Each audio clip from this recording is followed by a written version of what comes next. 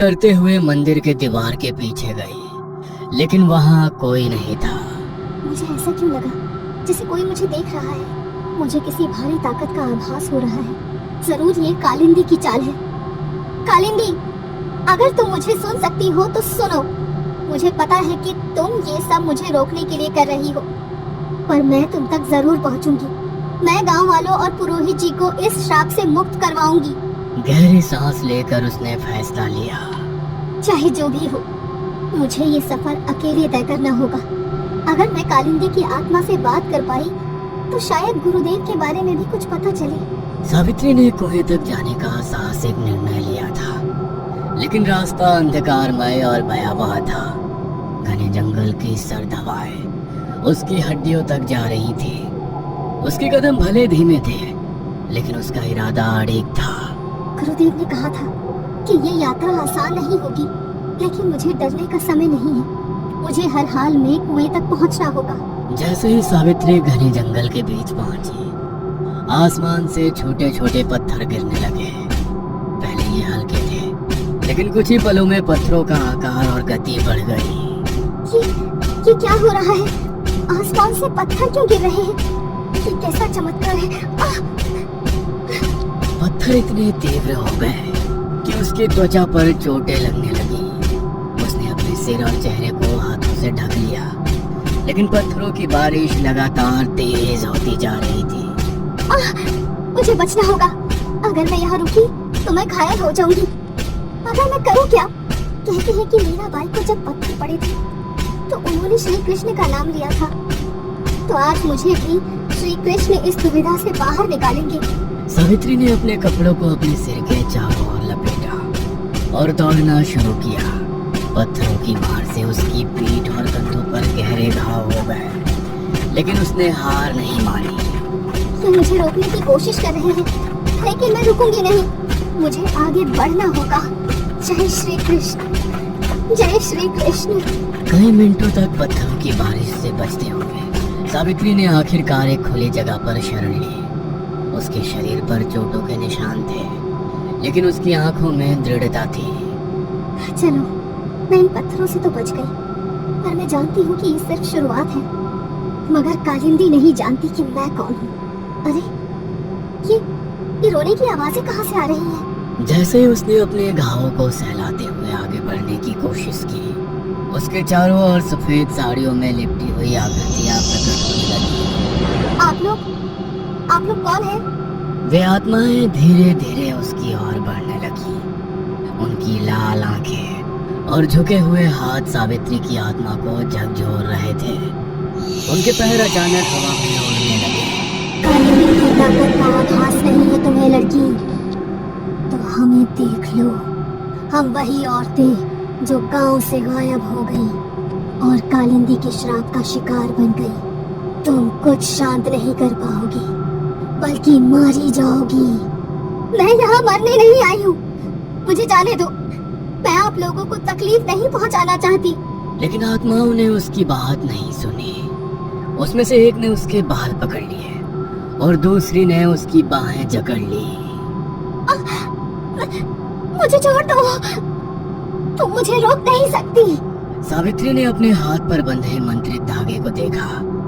उसने धागे को जोर से पकड़कर आत्माओं की ओर दिखाया। ये मंत्रित धागा है, तुम मुझे चोट नहीं पहुंचा सकती। धागे की ऊर्जा ने आत्माओं को पीछे हटने पर मजबूर कर दिया। उनकी आंखों ने पूरे जंगल को हिला दिया। इस धागे से तुम हमें दूर कर सकते हो, पर कालिंदी के सामने टिक नहीं पाओगी। आत्माओं से बचने के बाद सावित्री ने खुद को एक विशाल आग की झील के सामने पाया। झील की लपटें इतनी ऊंची थी कि उन्होंने आसमान को ढक लिया था। ये आग कहाँ से आई? इसे पार करना असंभव है। ये क्या हो रहा है? इससे तो मैं कुएं तक नहीं पहुंच पाऊंगी। आग की लपटों ने सावित्री की त्वचा को तपाना शुरू कर दिया, लेकिन उसने अपनी हिम्मत नहीं हारी। अगर मुझे इस श्राप को खत्म करना है तो मुझे हर बाधा पार करनी होगी। सावित्री, तुम हार नहीं मान सकती। घर पर गुंजन तुम्हारा इंतजार कर रही है। अगर तुम हार गई तो गुंजन की जिंदगी इस आग से भी खतरनाक बन जाएगी। सावित्री ने अपने चेहरे को अपने कपड़े से ढक लिया और धीरे धीरे झील के किनारे पर चलने लगी, लेकिन लपटों ने उसके पैरों को जलाना शुरू कर दिया। ये कितना दर्दनाक है, लेकिन मुझे रुकना नहीं है। नहीं, मुझे चलते रहना है। उसकी हथेलियां और पैर झुलसने लगे थे। वो अपनी पीड़ा को सहते हुए झील को पार करने में सफल रही, लेकिन उसकी हालत बहुत गंभीर हो गई थी। उसके पैरों से खून निकलने लगा था। आग की झील पार करने के बाद उसने एक और डरावना दृश्य देखा। उसके सामने लाशों का ढेर पड़ा हुआ था। इतनी सारी लाशें, लगता है ये कुएं की रखवाली कर रही है। इतना डरावना दृश्य मैंने अपने जीवन में कभी नहीं देखा। तभी पीछे से एक अनजान आवाज आई, सावित्री बेटा, सावित्री बेटा, मेरा इंतजार नहीं करेगी?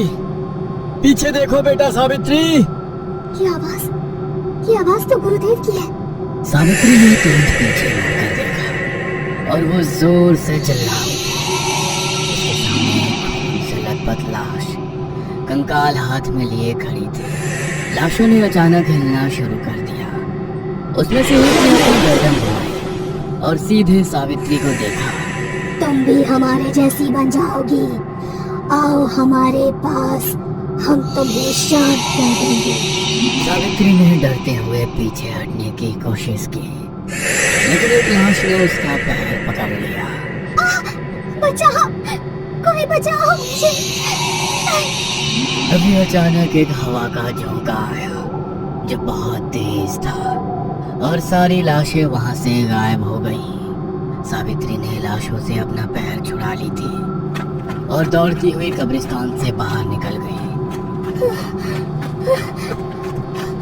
मुझे तो लगा था कि आज तो मर ही जाऊंगी, पर वहाँ मेरी मदद किसने की?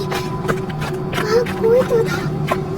मैंने उस झोंके में किसी की परछाई देखी। काश इस वक्त गुरुदेव मेरे साथ होते तो मैं इन परेशानियों से लड़ पाती। पता नहीं अब और कौन सी मुसीबत मेरी राह देख रही है। सावित्री एक खाली मैदान में खड़ी थी। उसने सोचा था कि कब्रिस्तान पार करने के बाद रास्ता थोड़ा आसान हो जाएगा, लेकिन वहाँ माहौल कुछ और ही कह रहा था। चारों ओर एक भयानक सन्नाटा था। अचानक जमीन उसके पैरों के नीचे से खिसकने लगी। ये क्या हो रहा है? जमीन हिल क्यों रही है? जमीन पर दरारें पड़ने लगी। सावित्री ने संतुलन बनाने की कोशिश की, लेकिन अचानक वो दरारों के बीच गिर गई। वो एक गहरे अंधेरे गड्ढे में समा गई। सावित्री ने खुद को एक अजीब रहस्यमयी जगह पर पाया। वहाँ का वातावरण ठंडा और भारी था। चारों ओर घना अंधेरा था और केवल दूर दूर पर हल्की लाल रोशनी चमक रही थी। मैं कहाँ हूँ? क्या ये कालिंदी का श्राप है? उसने महसूस किया कि उसके पैर जमीन से बंधे हुए थे। उसे ऐसा लगा जैसे वो किसी अदृश्य रस्सी में जकड़ी हुई हो। उसने छटपटाते हुए अपने पैर छुड़ाने की कोशिश की। कौन है यहाँ? मुझे जाने दो। अचानक चारों ओर पंछियां उभरने लगी। वे हवा में तैर रही थी। उनके शरीर विकृत थे और उनकी आंखों में लाल चमक थी। तुमने इस रास्ते पर चलने की हिम्मत कैसे की? तुमने हमारी नींद क्यों तोड़ी? मैं यहाँ किसी को नुकसान पहुँचाने नहीं आई हूँ। मैं इस गांव की औरतों को बचाने आई हूँ। बचाने? तुम खुद को भी नहीं बचा सकती। तुम यहाँ से कभी नहीं निकल पाओगी। परछाइयों ने सावित्री के चारों ओर घूमना शुरू कर दिया। उनके हाथ सावित्री को छू रहे थे और हर स्पर्श पर उसके शरीर में भयंकर दर्द हो रहा था। ये क्या हो रहा है? मुझे छोड़ दो। अचानक सब कुछ शांत हो गया। परछाइयां गायब हो गई और सावित्री ने खुद को एक बड़े दर्पण के सामने पाया। दर्पण में उसकी परछाई थी, लेकिन उसका चेहरा विकृत और डरावना लग रहा था। ये मैं नहीं हो सकती। ये क्या है? ये तुम ही हो सावित्री। ये वो रूप है जो तुम्हारा अंत दिखाता है। दर्पण अचानक टूट गया और उसमें से काली धुंध निकलकर सावित्री के चारों ओर लपटने लगी। उसकी सांसें तेज हो गई और वह जमीन पर गिर गई। मुझे कुछ दिखाई नहीं दे रहा। क्या मैं मर रही हूँ? सावित्री ने अपनी आंखें बंद कर ली। उसे ऐसा महसूस हुआ जैसे उसकी आत्मा उसके शरीर को छोड़ रही हो। लेकिन तभी उसने अपनी माँ की आवाज सुनी। सावित्री, उठो। तुम इतनी आसानी से हार नहीं मान सकती।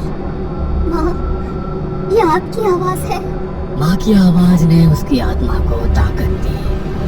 उसने धीरे धीरे अपनी आंखें खोली और देखा कि उसके हाथ पर बंधा मंत्रित धागा हल्की रोशनी बिखेर रहा था।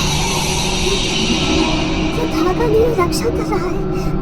मुझे हिम्मत नहीं हारनी चाहिए। हाँ, मुझे हिम्मत नहीं हारनी चाहिए। परछाइयां पीछे पकड़ ली, लेकिन इस बार सावित्री तैयार थी।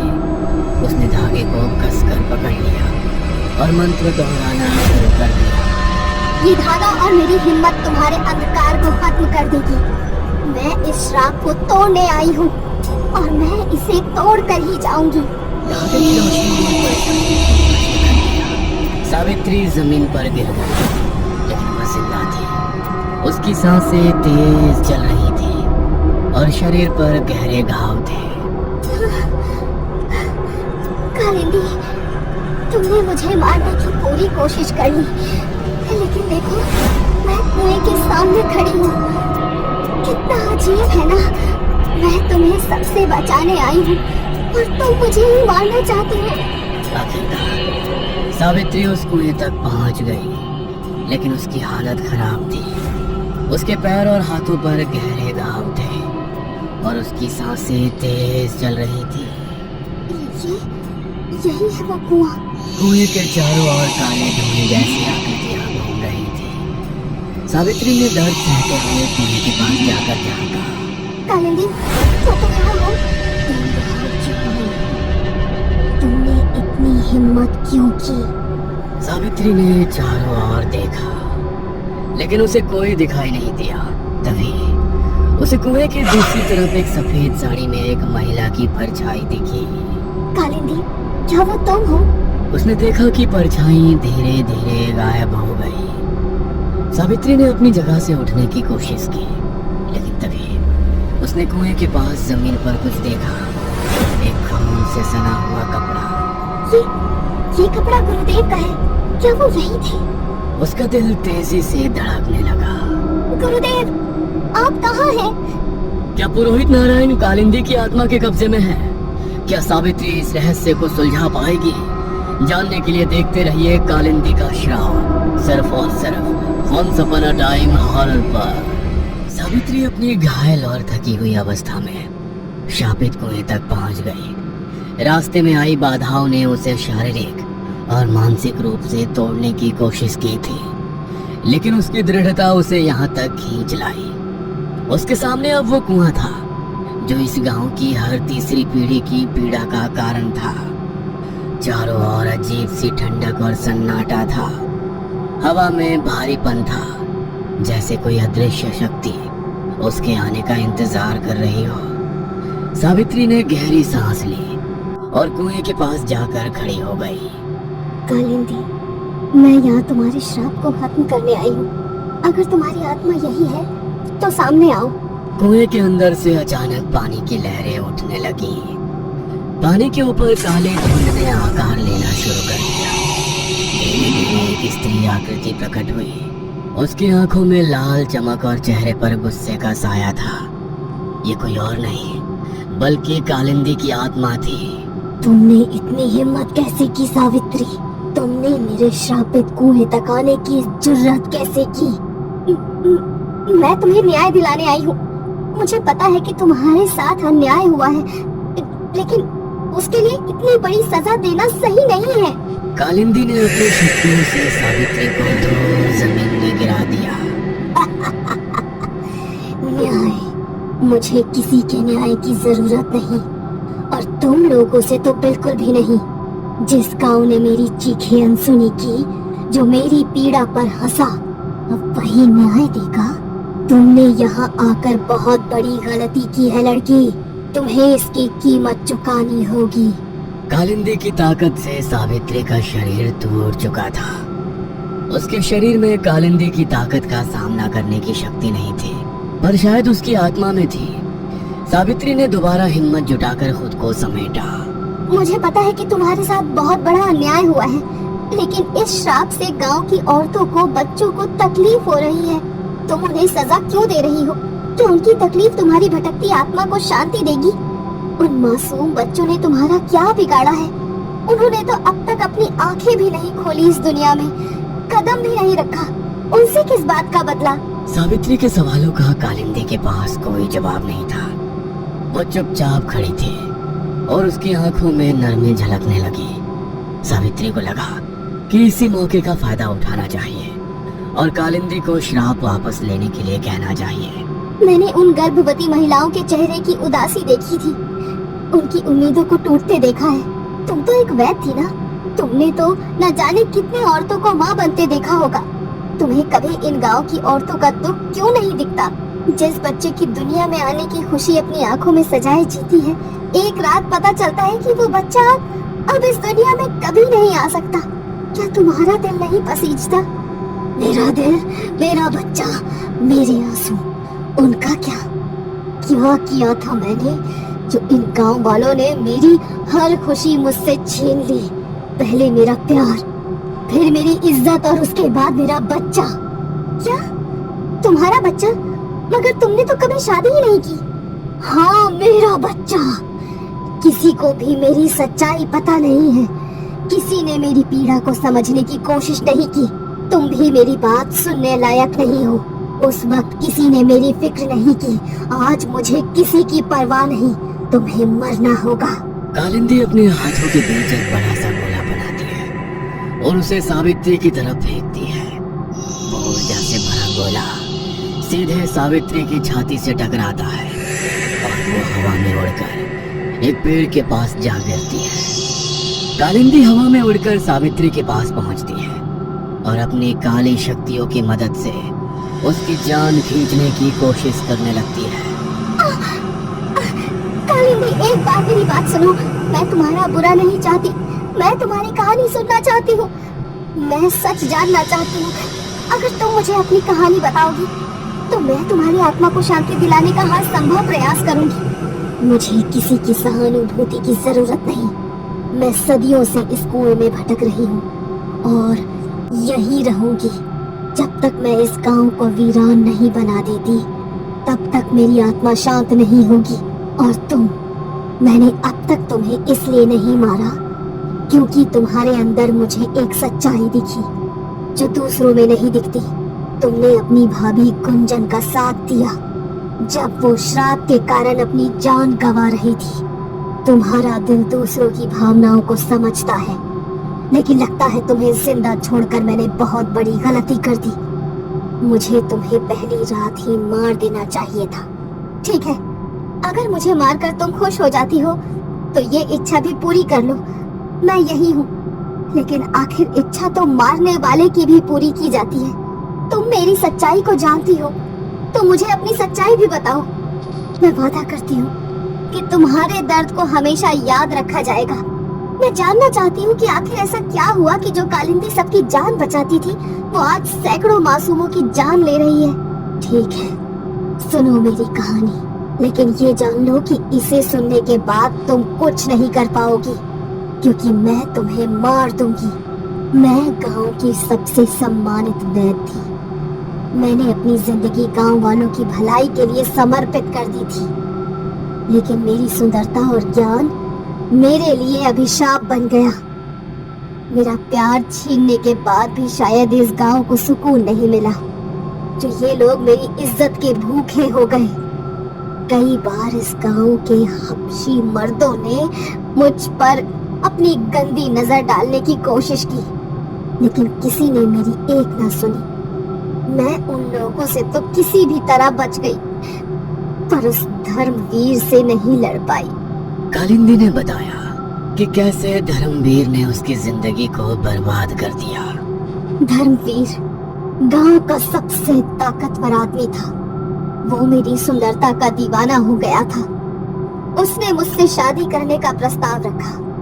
मैंने हर बार उसे मना कर दिया, लेकिन उसकी दरिंदगी यही खत्म नहीं हुई। एक रात वो अपने कुछ दोस्तों के साथ मेरे घर में घुस आया। मैंने उन्हें रोकने की बहुत कोशिश की, आवाजें लगाई, पर उस रात किसी का दरवाजा मेरी मदद के लिए नहीं खुला। उन लोगों ने मुझे धक्के मारकर अंदर धकेल दिया और मेरे साथ जबरदस्ती करने लगे। अपनी इज्जत बचाने के लिए मैंने सब किया, यहाँ तक कि उनके पैरों पर गिरकर दया की भीख मांगने लगी। पर उस वक्त उनकी आंखों में बस शरीर की भूख थी। धर्मवीर ने मेरे बाल पकड़े और मुझे बिस्तर पर गिरा दिया। किसी ने मेरा हाथ पकड़ा तो किसी ने मेरा पैर। जिसके हाथ शरीर का जो अंग लगा वो उसे नोचने लगा। धर्मवीर ने मेरी साड़ी फाड़ दी और मेरे चेहरे की तरफ आगे बढ़ने लगा। मैंने अपने बदन को ढकने की बहुत कोशिश की, पर मेरी ताकत उन 4 दरिंदों के सामने नाकाम रही। बारी बारी से उन सब ने मुझे नोच नोच कर खाया। किसी ने मेरे होंठ फाड़े तो किसी ने जांग, पर किसी को चीख और सिसकियां सुनाई नहीं दी। आखिर में धर्मवीर ने मुझे अंदर तक छलनी कर कर सब खत्म कर दिया। जो प्यास शादी कर कर हर रात बुझाना चाहता था, वो उसने एक रात में पूरी कर ली। मुझे बिस्तर पर अधमरा छोड़कर वो सब चले गए और मैं पूरी तरह से टूट गई। कालिंदी की ये दर्दनाक कहानी सुनकर सावित्री की आंखों में आंसू गिरने लगे। वो सोच भी नहीं पा रही थी कि उस वक्त कालिंदी पर क्या गुजरी होगी। क्या किसी ने तुम्हारी मदद नहीं की? बहुत कोशिश की, गांव के सरपंच को जाकर सब बताया, पर धर्मवीर के पिता गांव के मुखिया थे। सरपंच ने मुझे जान से मारने की धमकी दी और एक छोटी सी झोपड़ी में कैद करवा दिया। गांव वालों को लगने लगा कि मैं पागल हूँ। मैंने गांव वालों से अपनी बात कहने की कोशिश की, लेकिन उन्होंने मेरी बात सुनने के बजाय मुझे बदनाम कर दिया। उन्होंने कहा कि मैंने धर्मवीर को वश में करने के लिए तंत्र मंत्र का सहारा लिया है। फिर तुमने क्या किया? जब तक मैं कुछ समझ पाती, मुझे पता चला मैं पेट से हूँ, माँ बनने वाली हूँ। मुझे लगा कि अब एक ही इंसान है जो मेरी मदद कर सकता है, खुद धर्मवीर। मैं धर्मवीर के पास गई और उसे बताया कि मैं उसके बच्चे की माँ बनने वाली हूँ, लेकिन उसने ये मानने से मना कर दिया और कहा कि उस रात मैंने 4 लोगों के बिस्तर गर्म किए थे। ये गंदगी उसकी नहीं हो सकती। मैं पूरी तरह से बिखर गई थी। मैंने फैसला किया कि अब चाहे जो हो जाए, मैं ये सच सबके सामने लाकर रहूंगी। उसी वक्त धर्मवीर ने मेरी झोपड़ी के बाहर कुछ बच्चों की लाश गाड़ दी और गांव वालों ने मुझे जिंदा जलाने का फैसला किया। गांव वालों ने कहा कि मैं शापित हूँ। मैंने उनसे अपनी जान और अपने बच्चे की जिंदगी की भीख मांगी, लेकिन उन्होंने मेरी बात नहीं सुनी। किसी ने मुझ पर दया नहीं दिखाई, किसी ने नहीं। मैंने अपनी आखिरी ताकत जुटाई और अपने बच्चे को बचाने के लिए इस कुएं में कूद गई। मेरा श्राप यहीं से शुरू हुआ और अब ये कुआं मेरी पीड़ा का घर है। कालिंदी ने सावित्री का हाथ पकड़ा और उसका सिर कुएं में डाल दिया। सावित्री ने देखा कि कुएं के अंदर एक अलग ही दुनिया थी। वहां अंधेरा था और चारों ओर भूतिया ऊर्जा घूम रही थी। ये जगह क्या है? ये है मेरा असली चेहरा। जैसे मेरी जिंदगी में अंधेरा हुआ है, मैं सबकी जिंदगी में अंधेरा कर दूंगी। मैं किसी को जिंदा नहीं छोड़ूंगी।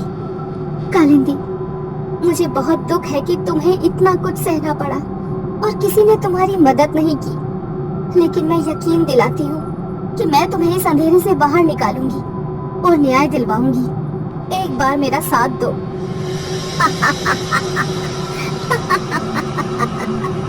साथ और तुम्हारा? क्यों? जिस लड़की ने इस कुएं के असली अंधेरे को देखा ही नहीं है, वो मुझे इससे बाहर निकालने की बात कर रही है। तुम जानती नहीं, ये कुआं काला है, काला। जो भी इसमें एक बार अंदर जाता है फिर कभी वापस नहीं आ पाता। तो मैं तुम्हारे साथ इस कुएं में चलती हूँ और मैं ही तुम्हें इस कुएं से बाहर भी लाऊंगी। चलो, ले चलो मुझे अंधेरी दुनिया में। सावित्री की ये बात सुनकर कालिंदी के होश उड़ गए। उसने सोचा भी नहीं था कि एक इंसान उसके साथ इस कुएं में जाने की बात कर रहा है। तुम जानती भी हो तुम क्या कह रही हो। तुम अपनी मौत को बुलावा दे रही हो। मैं सब जानती हूँ। मैंने पढ़ा है कि अंधेरे को अंधेरा नहीं, रोशनी ही मिटा सकती है। वैसे ही दर्द को दर्द नहीं, बल्कि खुशी ही मिटा सकती है। ये कुआं अंधेरे की वो दुनिया है जिसने तुम्हें और तुम्हारे बच्चे को निगल लिया, लेकिन मैं इसे रोशनी से भर दूंगी, क्योंकि मुझे अपने भगवान पर पूरा भरोसा है। और तुम्हारा दर्द शांत हो जाएगा जब ये पूरा गांव मिलकर तुम्हारी आत्मा की शांति के लिए भगवान से प्रार्थना करेगा और तुम्हें मोक्ष की प्राप्ति होगी। चलो, ले चलो मुझे अपनी दुनिया में। सावित्री की बातें कालिंदी की समझ से परे थी, पर उसे पहली बार किसी पर यकीन हो रहा था। सावित्री कालिंदी की आंखों में हृदय परिवर्तन देख सकती थी। उसने कालिंदी को यकीन दिलाया कि वो उसके दर्द का सामना कर सकती है। कालिंदी ने सावित्री का हाथ पकड़ा और वो कुएं में नीचे उतरने लगी। जैसे जैसे सावित्री नीचे जा रही थी, अंधेरा और घना होता जा रहा था। उसे कुएं की दीवारों पर खून ही खून नजर आ रहा था और जोर जोर से रोने की आवाजें आ रही थी। जैसे जैसे वो नीचे की ओर बढ़ रहे थे, आवाजें तेज होती जा रही थी।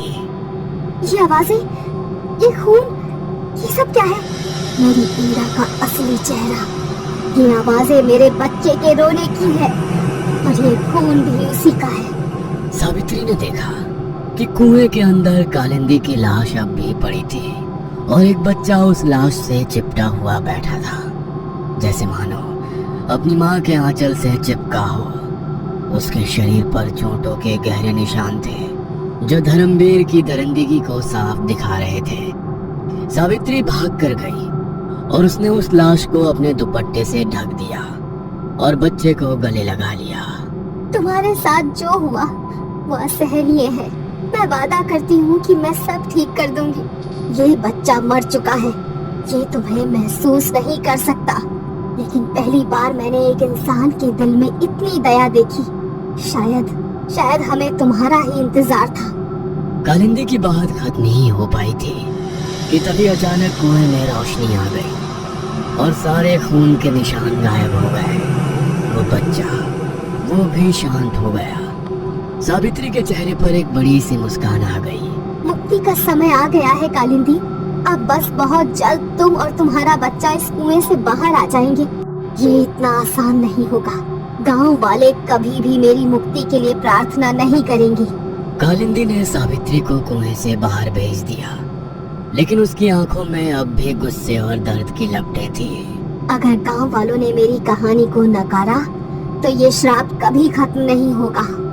गांव वालों को मैं मनाऊंगी, लेकिन पुरोहित नारायण जी कहाँ हैं? उन्हें तुमने अगवा किया था ना? नहीं, मैंने उन्हें अगवा नहीं किया।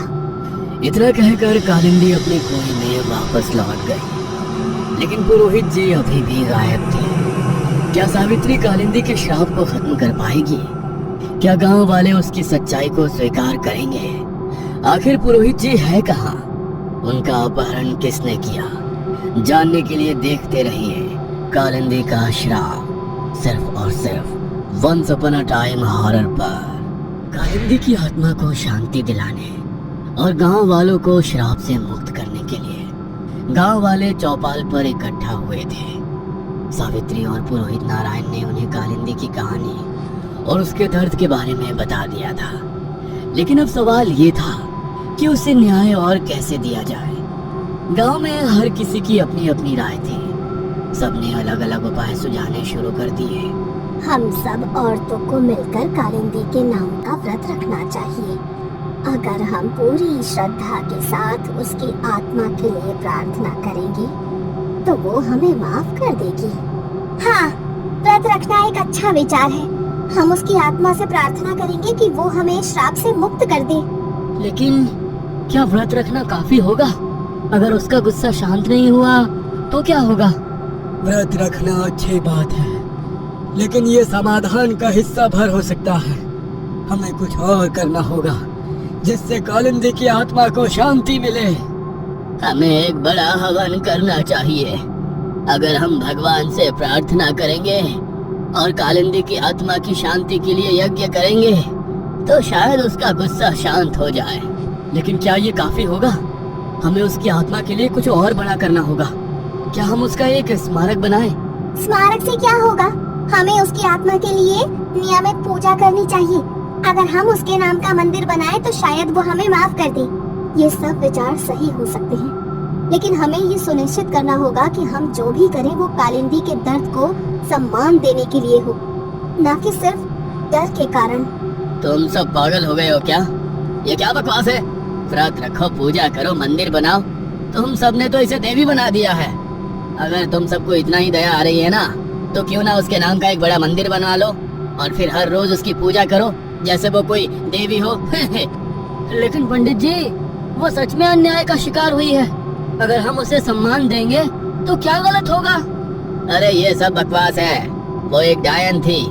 उसकी आत्मा को शांत करने की कोशिश मत करो, वो कभी शांत नहीं होगी। और तुम सब बेवकूफ लोग अब उसकी पूजा करने का सोच रहे हो। पंडित जी, ये उसकी पूजा करने की बात नहीं है। ये उसकी कहानी को स्वीकारने और उसके साथ हुए अन्याय को सुधारने की बात है। अगर हम उसकी आत्मा को शांति देंगे तो ये श्राप हमेशा के लिए खत्म हो सकता है। और तुम ये मानती हो? तुम भी उसकी बातों में आ गई हो?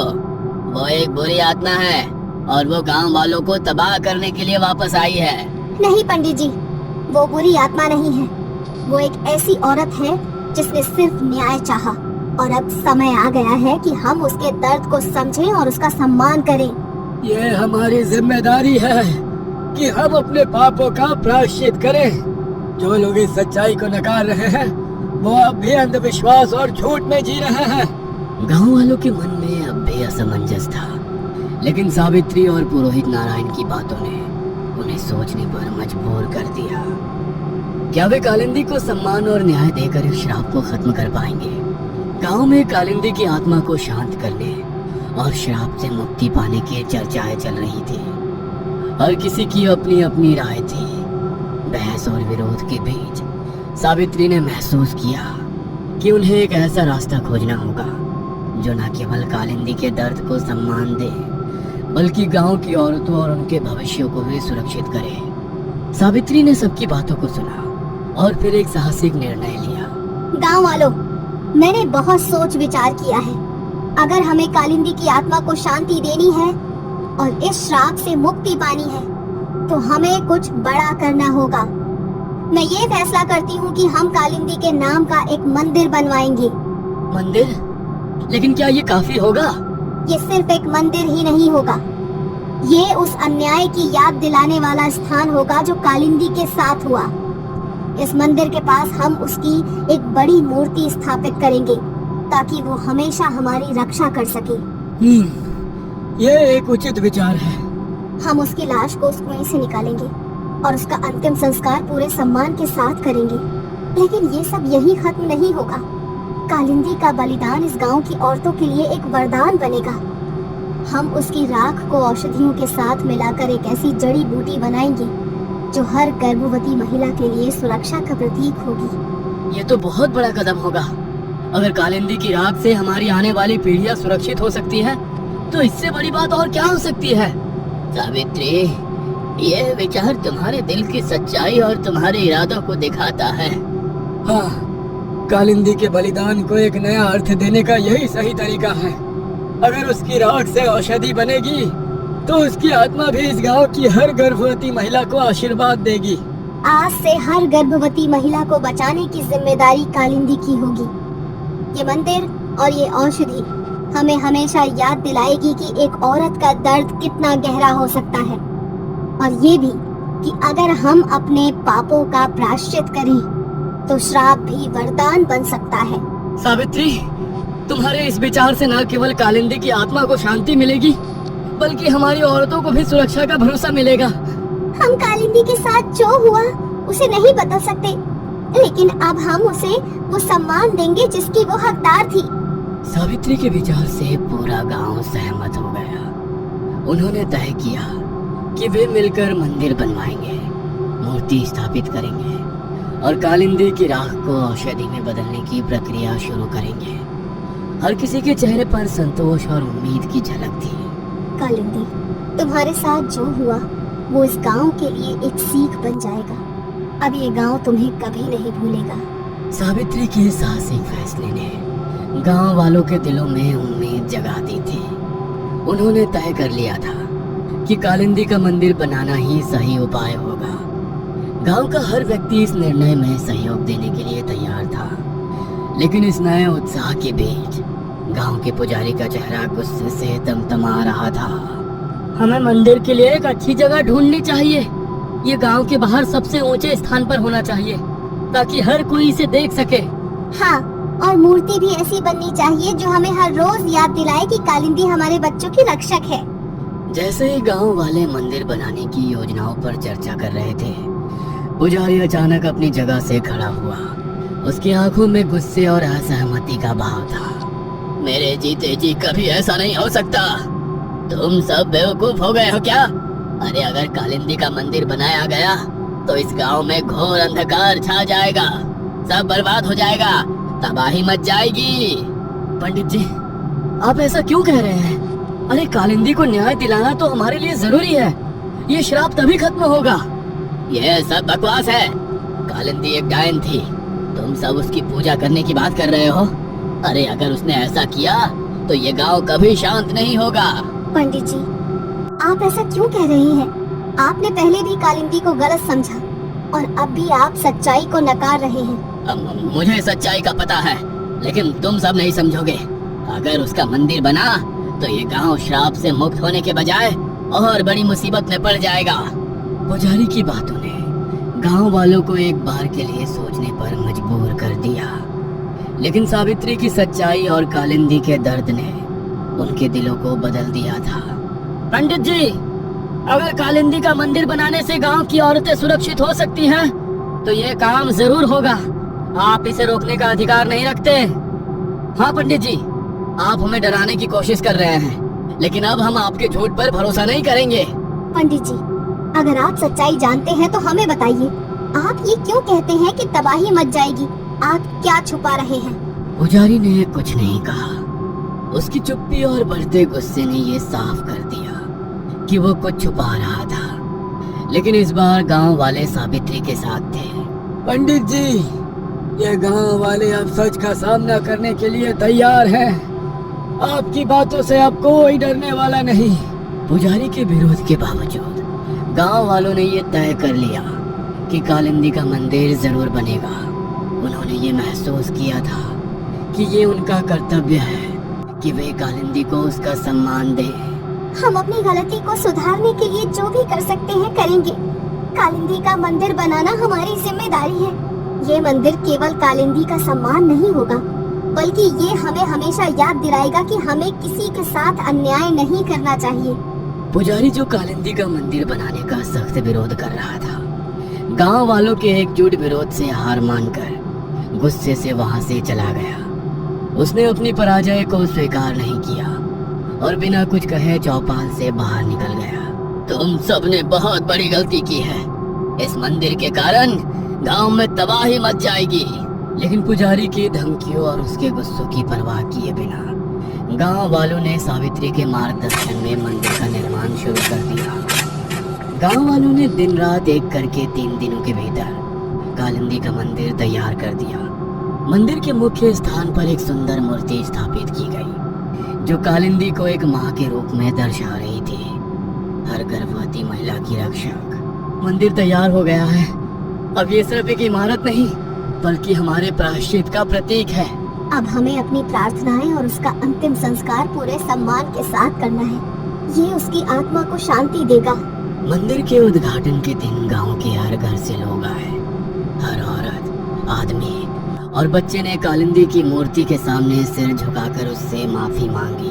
कालिंदी, हमने तुम्हारे साथ जो किया उसके लिए हमें माफ कर दो। कृपया हमें श्राप से मुक्त करो। पूजा के बाद सावित्री और पुरोहित नारायण ने कालिंदी की कुएं से उसकी लाश को निकालने का निर्णय लिया। पूरी श्रद्धा और सम्मान के साथ उसकी लाश को बाहर निकाला गया। यह सिर्फ एक शरीर नहीं, ये उस अन्याय का प्रतीक है जिसने इस गांव को श्रापित किया। आज हम उसे उसकी जगह देंगे। आज वो हर गर्भवती महिला की रक्षक बनेगी। गांव वालों ने पूरे सम्मान के साथ कालिंदी का अंतिम संस्कार किया। उसकी राख को औषधि के रूप में सुरक्षित रखा गया ताकि वो हर गर्भवती महिला के लिए एक वरदान बन सके। जैसे ही अंतिम संस्कार पूरा हुआ, हवा में हलचल हुई। मंदिर के पास एक हल्की रोशनी चमकी और कालिंदी की आत्मा प्रकट हुई। उसने सफेद कपड़े पहने हुए थे और उसके चेहरे पर अब गुस्से की जगह शांति थी। गांव वालों, मैं तुम्हें माफ करती हूँ। तुम्हारे पश्चाताप ने मेरी आत्मा को शांति दी है। आज से मैं इस गांव की हर गर्भवती महिला की रक्षक बनूंगी। कालिंदी, हमें माफ करना। तुमने जो सहा वो अक्षम्य है, लेकिन अब हम तुम्हें हमेशा सम्मान देंगे। गांव की सारी गर्भवती महिलाएं कालिंदी की मूर्ति के पास आकर उसका आशीर्वाद लेने लगी। जिन औरतों पर श्राप का असर था, वे देखते ही देखते ठीक हो गई। हमारी बहुओं और बेटियों को ठीक देखकर हमें बहुत शांति मिल रही है। सावित्री, ये सब तुम्हारी वजह से हुआ। गुंजन जो सबसे ज्यादा पीड़ा में थी, अब वो स्वस्थ हो चुकी थी। वो सावित्री के पास आई और उसके पैरों पर झुक गई। सावित्री, तुम्हारे साहस और धैर्य के कारण आज हम सब ठीक हैं। तुमने हमारी जान बचाई।